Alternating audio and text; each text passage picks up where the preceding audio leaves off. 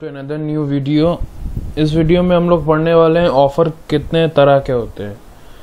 मैंने last video में आपको बताया था what are the essentials of a valid contract. अब हम लोग इंडियन कॉन्ट्रैक्ट एक्ट 1872 पढ़ रहे हैं, तो उसमें ऑफर करते हैं, एक्सेप्टेंस होता है, एग्रीमेंट होता है, लीगल कॉन्सिक्वेंस होता है, लीगल ऑब्लिगेशंस आते हैं, तब जाके कॉन्ट्रैक्ट फॉर्म करता है। तो ऑफर क्या क्या तरह के अब आज हम लोग वही पढ़ने वाले हैं। अगर आपने अभी तक सब्सक्राइब ना किया हो तो ज़रूर कर दें, ताकि आपको आगे भी और भी वीडियोस मिलें। तो चलिए स्टार्ट करते हैं। तो क्या है, what are the types of offer in a contract. Contract में कितना तरह का ऑफर होते हैं। वैसे तो 5 होते हैं, पर यहाँ मैंने 4 आपको डिस्कस कर रहा हूँ। इम्पॉर्टेंट जो है that are general and specific order offer, offer and invitation to offer. ये दोनों अलग अलग है। स्टैंडर्ड ऑफर मतलब टेंडर जो होता है, और काउंटर ऑफर। तो हम लोग स्टार्ट करेंगे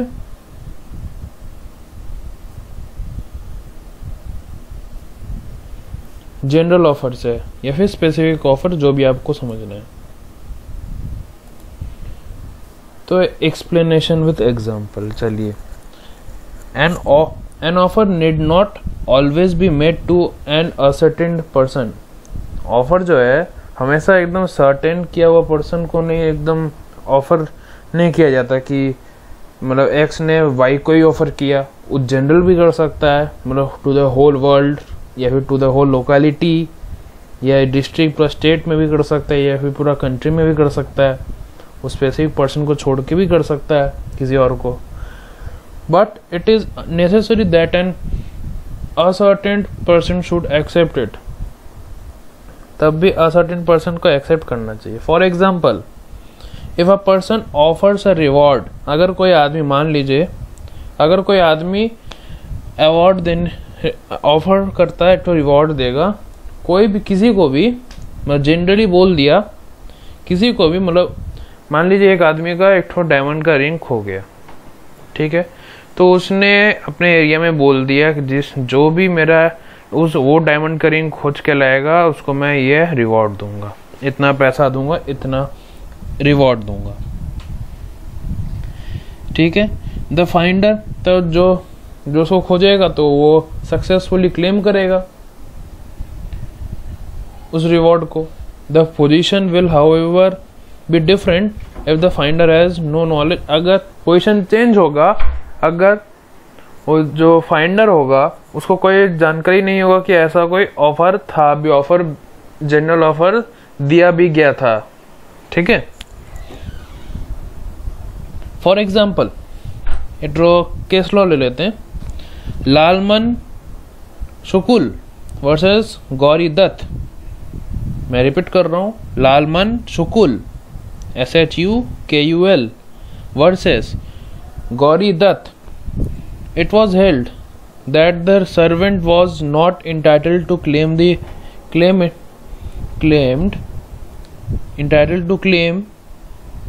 because it came to his knowledge after he had discovered the boy। मतलब इस केस में लालमन शुकुल और गौरी दत्त केस में ये हुआ था कि लालमन शुकुल का जो बेटा है वो मिसिंग हो गया था, खो गया था, ठीक है।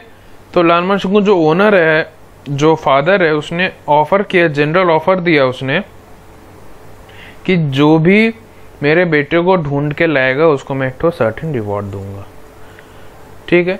अब उसका जो सर्वेंट था वो उसके बेटे को ढूंढ के लाता है, बट उस सर्वेंट को पता ही नहीं था कि उसके ओनर ने, मतलब उसके सेठ ने, या उसके जो भी है मालिक ने ऐसा कोई ऑफर डाला है। तो वो बाद में जान के वो क्लेम नहीं कर सकता। उसके पास कोई राइट नहीं है जो क्लेम करे।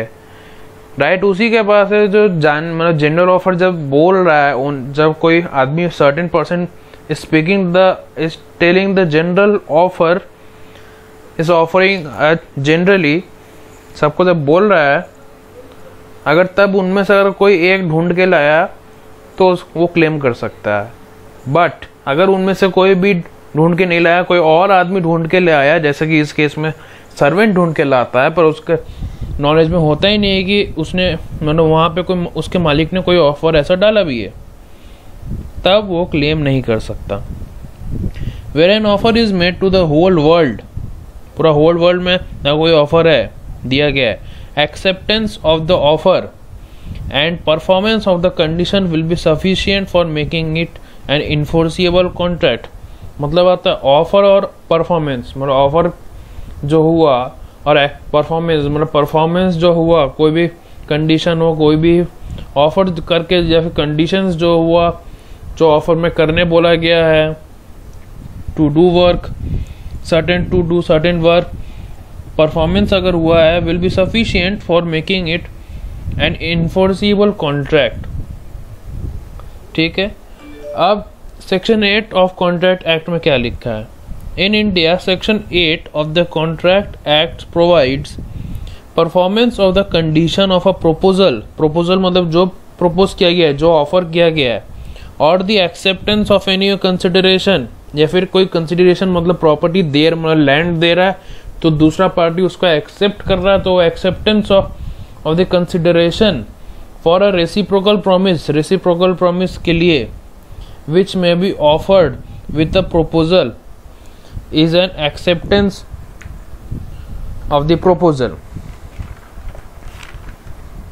ठीक है, अब रेसिप्रोकल प्रॉमिस क्या होता है ये डिफाइन किया गया है section 2 clause F, section 2 clause F में डिफाइन किया गया है of the Indian contract act 1872 में।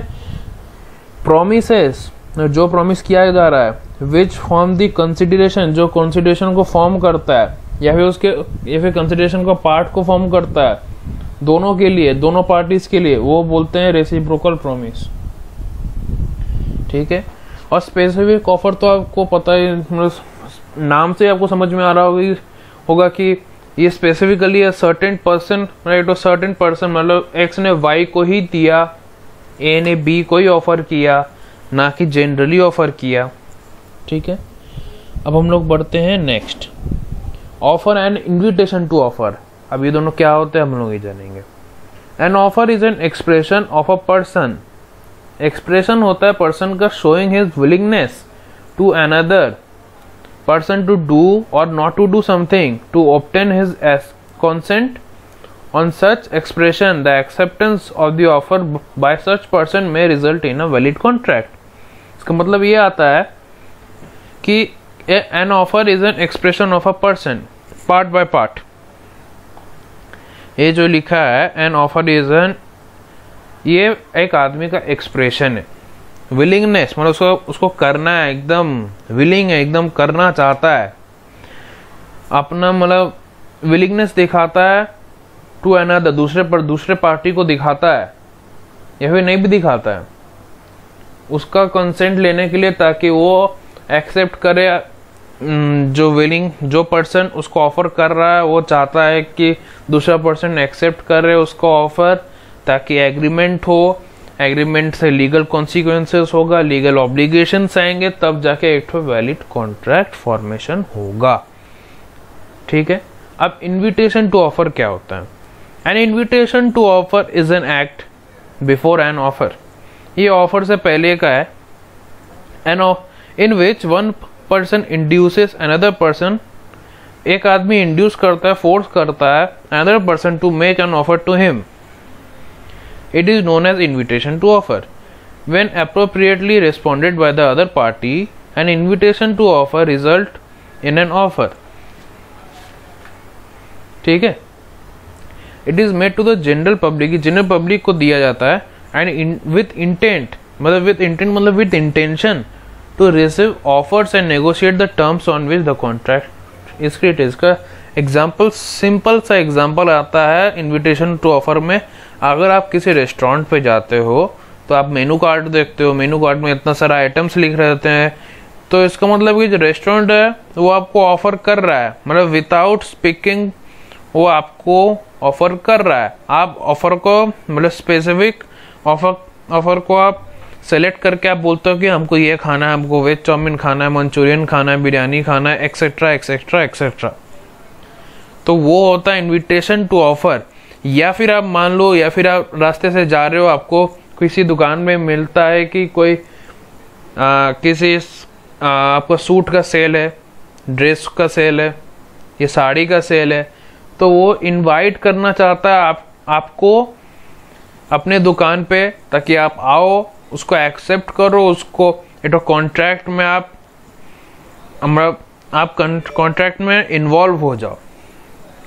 ठीक है, कोई डाउट आता है तो आप कमेंट सेक्शन में प्लीज जरा बोल दीजिएगा। नेक्स्ट हम लोग बढ़ते हैं स्टैंडर्ड ऑफर या टेंडर। अब टेंडर का मतलब क्या होता है? अ टेंडर इज, ये ऑफर नहीं है, ठीक है। आफ्टर इसके एक्सेप्टेंस के बाद it sometimes becomes what it is known as a standing offer. Standing offer मतलब स्टैंड रहता है, खड़ा रहता है, या फिर स्टैंडर्ड ऑफर मतलब हुआ कि कंटिन्यू होता रहता है, ये ऑफर मतलब चलता ही रहता है, एकदम कंटिन्यूसली चलता ही रहता है। A contract takes only after the order is placed. आप मान लो कुछ ऑर्डर करते हो, जैसे कि यहाँ लिखा a contract takes only after the order is placed.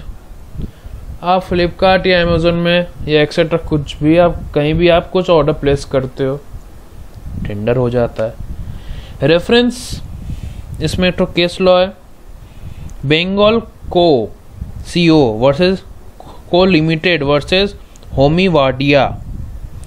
In this case the defendants entered into an, defendant मतलब जो डिफेंड कर रहा है, मतलब ऑपोजिट पार्टी, या फिर समझ सकते हो जिसने, मतलब पहला बात तो जो केस फाइल करता है वो पिटिशनर होता है, ठीक है, और जिसके अगेंस्ट होता है वो डिफेंडेंट, जो सफरिंग पार्टी होता है वो प्लेंटिफ होता है, ठीक है। इन this case the defendants entered into an agreement to supply a kind of coal from time to time required by the plaintiff for a period of 12 months। 12 महीना, 1 साल के लिए coal from time to time supply करने के लिए बोला गया। The plaintiff या फिर suffered party in pursuance of the said agreement जो हुआ था, place certain orders and defendant supplied the coal. ठीक है, ऑर्डर भी कर दिया, सप्लाई भी हो गया, but before the lapse of 12 months they withdrew their offer. 12 मतलब उसके कॉन्ट्रैक्ट में जो लिखा हुआ था, कंडीशन जो था कि 1 साल उसको रहना है, 1 साल तक उसको सप्लाई करना है, वो 1 साल से पहले ही विड्रॉ कर लेता है, बोलता है नहीं मुझे और नहीं चाहिए। And refused to supply the coal any more. जो कोल सप्लाई कर रहा था बंगाल कोल लिमिटेड, ये मना कर देता है कि मैं और सप्लाई नहीं करूँगा। द प्लेंटिव्स दे अपन तो सफर्ड पार्टी है जो होमी वादिया है, इसने सूट अगेंस्ट फाइल किया एक तो suit against them for the breach of contract, क्योंकि उसने कॉन्ट्रैक्ट तोड़ा है। The court dismiss the suit on the ground that there was no contract. ठीक है, the court pointed out that it was simply a continuing offer. ये continuing offer था, मतलब कि आप मतलब ये जो कोल वाला कंपनी था, बंगाल कंपनी जो था कोल लिमिटेड, इसने सिर्फ बोला था कि आपको टाइम टू टाइम आपको मैं सप्लाई करता रहूँगा। कंटिन्यूइंग ऑफर था ये, आपको टाइम टू टाइम मैं कोल सप्लाई करता रहूँगा माइन से। इसलिए कोर्ट ने डिसमिस कर दिया जो सूट फाइल किया गया था उसके अगेंस्ट, बंगाल कोल लिमिटेड के अगेंस्ट होमी वाडिया के। आपका केस लॉ भी ये चीज आ गया। ठीक है, अच्छा समझ में आया तो अच्छा है आपको। Counter offer, this is another type of offer in which the offeree does not accept the original offer but after modifying the terms and condition accept it. It is termed as counter offer. Example समझिए आप लोग। Example है, मान लो कि आप जो क्या बोलते हैं एक्स ने, या फिर ए और बी में हम समझ ले, एक्स और वाई बोथ हो गया, तो ए और बी में मान लीजिए ए जो है इसने ऑफर किया कि मैं 50 kg नमक तुमको बेचूंगा। 50 kg नमक, तो छोड़ो ये एग्जांपल छोड़ो, अब मान लो कि ये शर्ट एंड टी शर्ट है, या फिर आप हाँ आप मान लो मुझे ये मारुति 800 बेचना है मुझे 20,000 में। ए ने बी को ऑफर दिया। अब बी बोलता है नहीं, मतलब बी एक्सेप्ट नहीं करता है 20,000 में मारुति 800 को एक्सेप्ट नहीं करता है। बी उस ऑफर को पूरा मॉडिफाई करता है और बोलता है कि नहीं, मैं 15,000 में खरीदने के लिए तैयार हूँ। मैं टाइप ऑफ बार्गेनिंग करता है। अब बोलता है कि अगर तुम 15,000 में बेचोगे तो मैं खरीदूंगा, तो ही मैं एक्सेप्ट करूँ। मतलब उसने रिटर्न में एक और ऑफर दे दिया उसको, एक को मतलब बी ने मॉडिफाई कर दिया, टर्म्स एंड कंडीशन को मॉडिफाई कर दिया, उसके बाद जाके एक्सेप्ट किया, तब आता है वो काउंटर ऑफर हो जाता है। मतलब काउंटर अटैक जो होता है ना, मतलब ए ने बी को अटैक किया, बी ने रिटर्न में वापस उसको अटैक किया। लाइक दैट ओनली ए ने ऑफर दिया कि 20,000 में मारुति 800 मैं दूंगा आपको। बी ने बोला नहीं, मैं 20,000 में नहीं लूंगा, मैं 15,000 में लूंगा। तो मतलब उसने एक और ऑफर अपना जो ऑफर जो ए ने दिया उसी को थोड़ा मॉडिफाई करके बी ने अपना ऑफर ए को दे दिया। ये होता है काउंटर ऑफर। यही इसका एग्जाम्पल है।